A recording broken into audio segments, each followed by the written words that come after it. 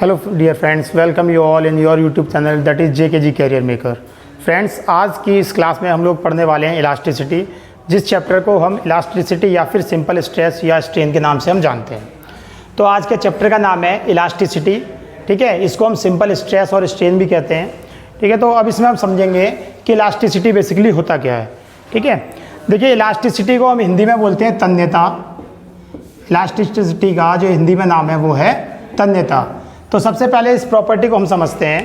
देखिए, एक प्रॉपर्टी है मैकेनिकल प्रॉपर्टी, जिसमें हमें ये समझाया जाता है कि अगर किसी ऑब्जेक्ट पे फोर्स लगाया जाए, मेरे हाथ में एक स्प्रिंग है, ठीक है, मैं इस पर एक फोर्स लगाऊंगा। देखिए, अब मैंने इस पर एक फोर्स लगाया, तो फोर्स लगने के बाद क्या है, ये जो स्प्रिंग है कंप्रेस हो गई है, ठीक है। कंप्रेस होने का मतलब है कि इसने अपने साइज और शेप को जो है चेंज कर लिया है, ठीक है। और अगर मैं फोर्स को हटाऊंगा तो ये अपने ओरिजिनल साइज और शेप पे आ जाएगी। यानी elasticity may be defined as if any kind of force is act on a body, it deforms and after the removal of force it regain its original size or shape.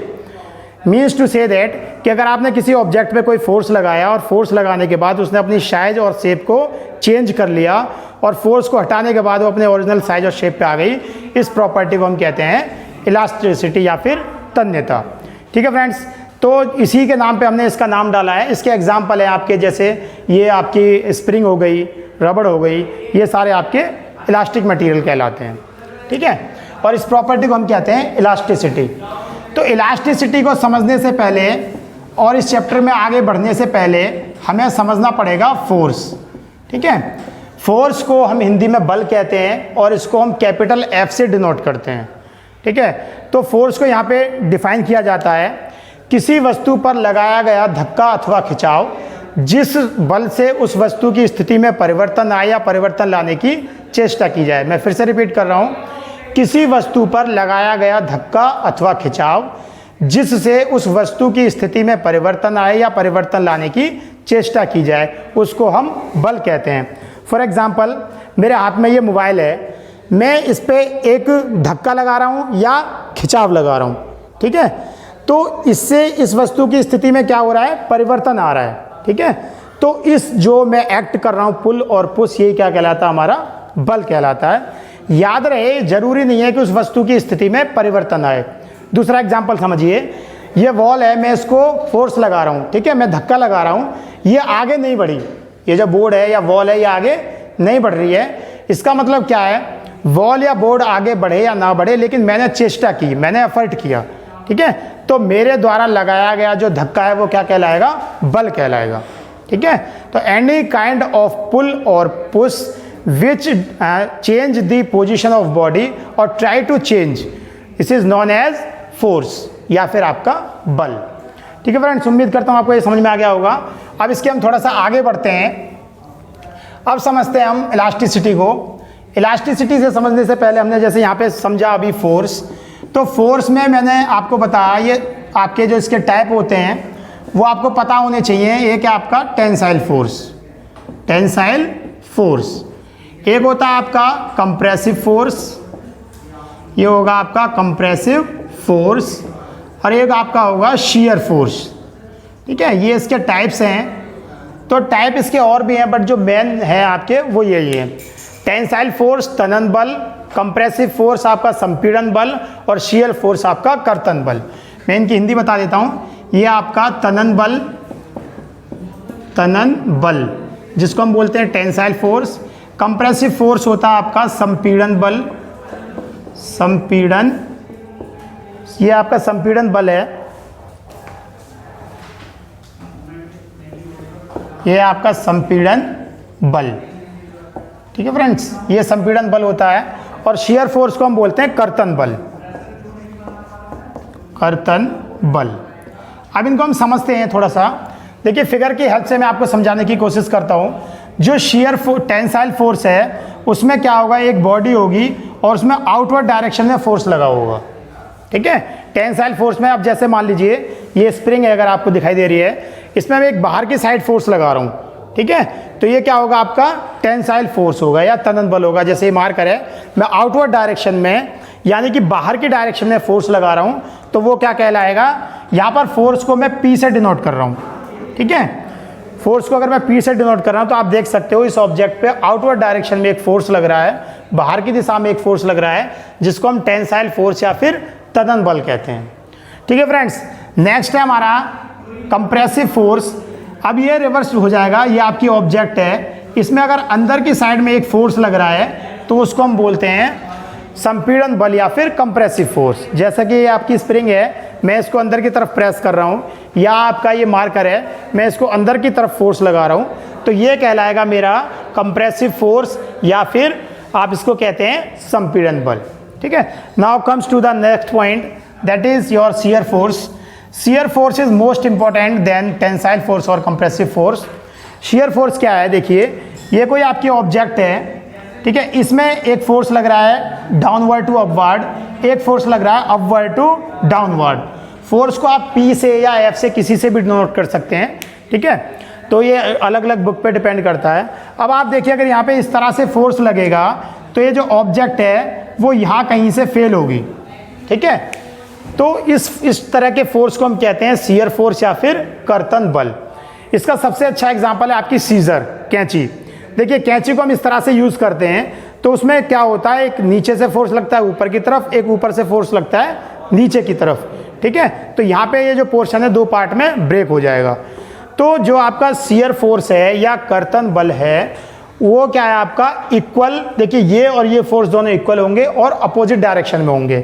तो इसकी क्या property है, equal and opposite in direction, opposite in direction means to say that कि जो आपका shear force होगा उसमें दो फोर्स होंगे, पहली कंडीशन दोनों एक दूसरे के ऑपोजिट होंगे। ठीक है फ्रेंड्स, तो ये हमने यहाँ पे बात की टाइप्स ऑफ फोर्स। तो फोर्स को मैंने बताया कि मैं यहाँ पे P से शो कर रहा हूँ, कहीं आप F से भी शो कर सकते हैं, आप स्क्रीनशॉट ले लीजिए। नेक्स्ट हम आगे बढ़ते हैं इसमें। तो अभी हमने बात की आपकी इलास्टिसिटी की, जिसको हमने तन्यता का, फोर्स की, टाइप्स ऑफ फोर्स हमने यहाँ पे समझे। ठीक है फ्रेंड्स, अब हम थोड़ा सा आगे बढ़ते हैं इसमें। देखिए नेक्स्ट है आपका सिंपल स्ट्रेस। स्ट्रेस को समझिए, स्ट्रेस को हम हिंदी में बोलते हैं प्रतिबल। स्ट्रेस इज नोन एज प्रतिबल। अब प्रतिबल का जो एक नोटेशन है वो है आपकी सिग्मा। ठीक है, इस सिंबल को हम बोलते हैं सिग्मा। ये हिंदी के आधे ना की तरह होता है। ठीक है, सिग्मा होता क्या है या स्ट्रेस होता क्या है, स्ट्रेस इज फोर्स पर unit area. Stress is force पर यूनिट एरिया। फोर्स को हम हिंदी में बोलते हैं बल और एरिया को हम हिंदी में बोलते हैं क्षेत्रफल। ठीक है फ्रेंड्स, मैंने अभी आपको बताया स्ट्रेस को हम बोलते हैं प्रतिबल, जो मैंने आपका ऊपर लिखा हुआ है। अब इनकी नोटेशन की बात करते हैं, सिग्मा इक्वल्स टू फोर्स पर यूनिट एरिया। अब जरा फिजिकली इसको समझिए कि स्ट्रेस क्या है। स्ट्रेस इज फोर्स पर यूनिट एरिया। फोर्स अभी हमने एक्सप्लेन करा, एरिया आप लोग जानते हैं, जैसे वर्क का निकालना है लंबाई गुणा चौड़ाई, आयत का निकालना है लंबाई गुणा चौड़ाई। ठीक है, वर्क का लंबाई गुणा चौड़ाई करेंगे तो वो भुजा गुणा भुजा या साइड इंटू साइड या फिर ए स्क्वायर हो जाता है। तो हमने कहा कि stress may be defined as it is the ratio of force पर यूनिट एरिया। ठीक है, अब किसी एरिया पर कोई फोर्स लग रहा है, उसके रेशियो को हम कहेंगे स्ट्रेस। तो इसकी यूनिट क्या होगी, अगर हम यूनिट की बात करें, इकाई होगी इसकी, आपको पता है फोर्स को हम न्यूटन में मेज़र करते हैं और एरिया को हम mm स्क्वायर में मेज़र करते हैं। ठीक है, तो यूनिट हो गई इसकी न्यूटन प्रति mm square. This is the unit of stress. अब इसके पैरेलली हम यहाँ पे फोर्स को प्रेशर को समझते हैं। आपको पता है कि जो प्रेशर होता है उसको हम हिंदी में बोलते हैं दबाव। ठीक है, दबाव हम इसको बोलते हैं। अब आप इसका अगर फॉर्मूला देखेंगे तो ये भी आपका फोर्स पर यूनिट एरिया होता है। ठीक है, अब आप यहाँ पे देख रहे हैं कि दोनों का फॉर्मूला सेम है। ये क्वेश्चन आपसे पूछ लिया जाता है, what is the difference between stress and pressure. तो इसको हम समझेंगे कि स्ट्रेस और प्रेशर में डिफरेंस क्या है। अगर आप फॉर्मूले की हेल्प से देखेंगे तो फॉर्मूला सेम है, दैट इज फोर्स पर यूनिट एरिया। ठीक है, अगर फॉर्मूला सेम है तो आपकी यूनिट भी ऑब्वियसली सेम होगी। तो यूनिट इसकी क्या हो गई, इसकी भी यूनिट हो गई न्यूटन पर mm स्क्वायर। इसकी यूनिट और भी होती हैं, जैसे बार होती है, पास्कल होती है, बट ये जो यूनिट है ये कॉमन है। न्यूटन पर mm स्क्वायर। तो डिफरेंस क्या है अब आप समझिए। देखिए मैं ये जो बोर्ड है ये आपका एक वॉल पे लगा हुआ है, तो मैं इसको थोड़ी देर के लिए वॉल कंसीडर कर रहा हूँ। मैं इस वॉल पे एक धक्का लगा रहा हूँ, ठीक है, मैं एक फोर्स लगा रहा हूँ, लेकिन ये जो वॉल है ये आगे की तरफ नहीं बढ़ रही है, ठीक है। क्यों नहीं बढ़ रही है उसको हम समझते हैं। देखिए मैंने इस एरिया पर फोर्स लगाया तो वो मेरा स्ट्रेस कहलाया, ठीक है। अब समझिए स्ट्रेस में और प्रेशर में डिफरेंस। मैं जो इस वॉल पर लगा रहा हूँ वो प्रेशर है, मैं जो इस वॉल पर लगा रहा हूँ वो एक प्रेशर है। क्यों? क्योंकि एक फोर्स लग रहा है एक एरिया पर, लेकिन ये वॉल आगे नहीं बढ़ रही है क्योंकि अंदर से ये मेरे ऊपर एक स्ट्रेस लगा रही है, दैट इज फोर्स पर यूनिट एरिया, ठीक है। उम्मीद करता हूँ आपको समझ में आया होगा। मैं जो इस वॉल पे लगा रहा हूँ वो कहलाएगा आपका प्रेशर, और जो वॉल मेरे ऊपर लगा रही है वो कहलाएगा यहाँ पे स्ट्रेस, ठीक है। तो आप यहाँ से ये समझिए कि जो स्ट्रेस के अंदर फोर्स है वो इंटरनल फिनोमिना है, आंतरिक बल है, और प्रेशर के अंदर जो फोर्स है वो एक बाह्य बल है, ठीक है। इसको हम कह सकते हैं एक्सटर्नल फोर्स। ये है आपका एक्सटर्नल फोर्स, और यहाँ पर जो फोर्स लग रहा है वो है आपका इंटरनल फोर्स, ये आपका इंटरनल फोर्स, ठीक है फ्रेंड्स। और भी बहुत डिफरेंस होते हैं बट हम यहीं तक इसमें डिस्कस करेंगे। तो ये कहलाया आपका स्ट्रेस और यह है प्रेशर, ठीक है फ्रेंड्स। आप स्क्रीनशॉट ले लीजिए, हम आगे बढ़ते हैं। तो अब आपको ये समझ में आ गया होगा स्ट्रेस क्या होता है। इसके बाद फ्रेंड्स हम देखेंगे अभी स्ट्रेन को। ये इस चैप्टर का इंट्रोडक्शन पार्ट चल रहा है। देखिए फ्रेंड्स अब देखते हैं हम यहाँ पर स्ट्रेन। स्ट्रेन को समझिए।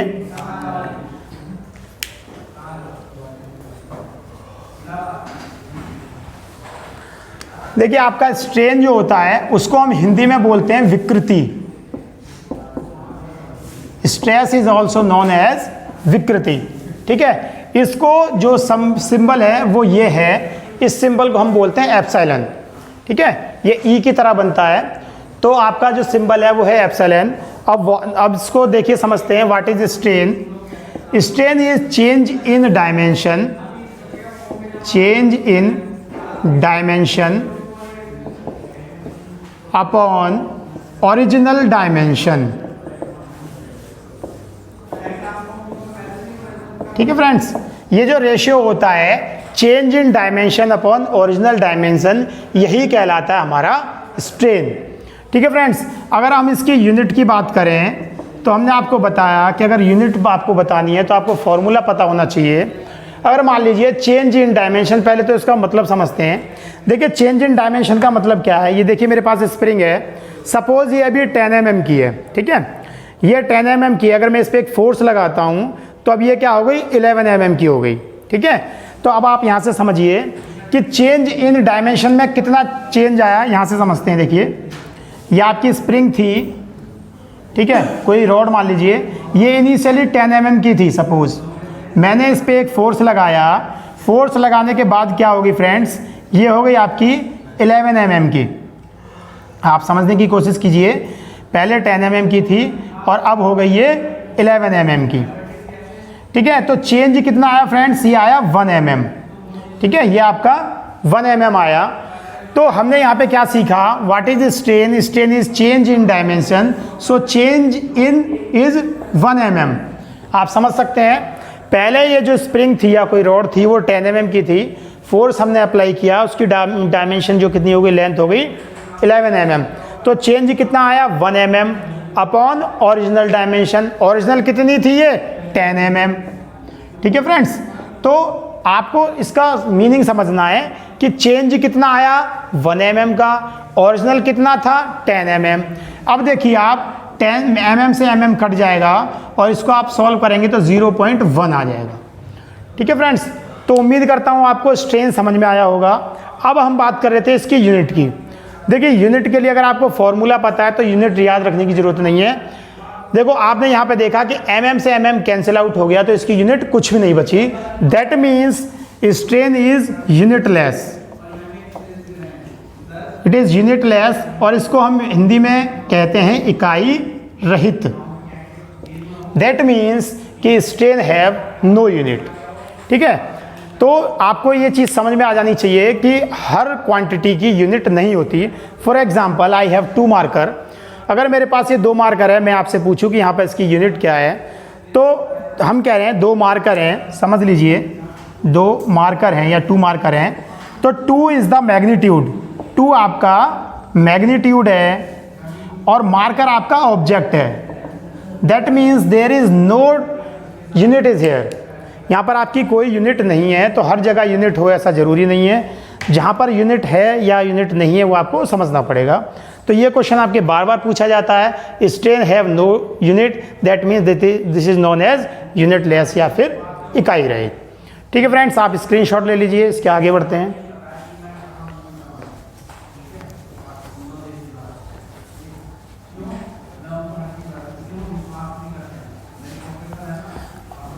अब इसको आगे कंटिन्यू करते हैं। तो हमारा एक आता है फ्रेंड्स यहाँ पर हुक्स लॉ।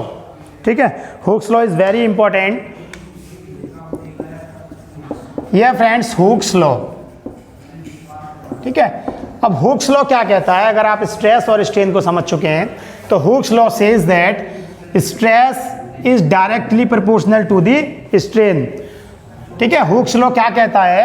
हुक्स लॉ ये कहता है कि जो स्ट्रेस है वो आपका डायरेक्टली प्रोपोर्शनल है स्ट्रेन के। ठीक है, अब आपको सिंबल से ही समझ जाना चाहिए, मैं बार बार नहीं लिखूंगा। This symbol shows stress and this symbol shows strain, and Hooke's law says that stress is directly proportional to the strain. अब ये हम जानते हैं कि जब ये जो सिंबल है ये आपका प्रोपोर्शनलिटी साइन है, प्रोपोर्शनलिटी सिंबल है ये।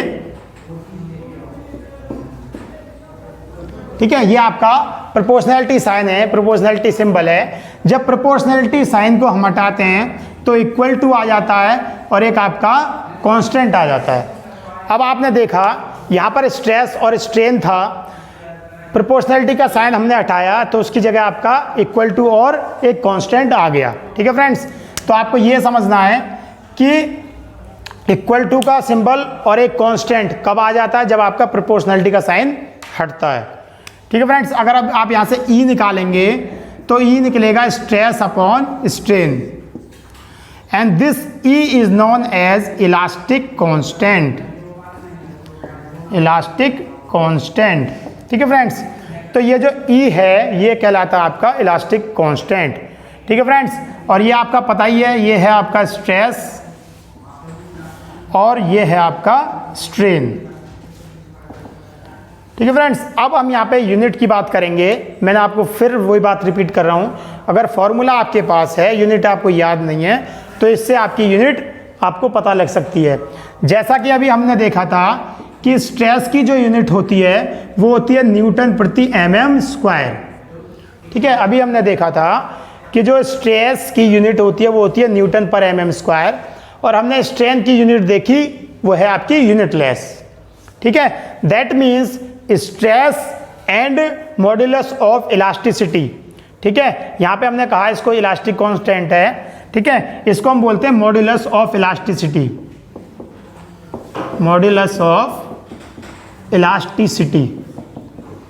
ठीक है फ्रेंड्स, तो जो E है वो आपका मॉड्यूलस ऑफ इलास्टिसिटी या फिर यंग्स मॉड्यूलस कहलाता है।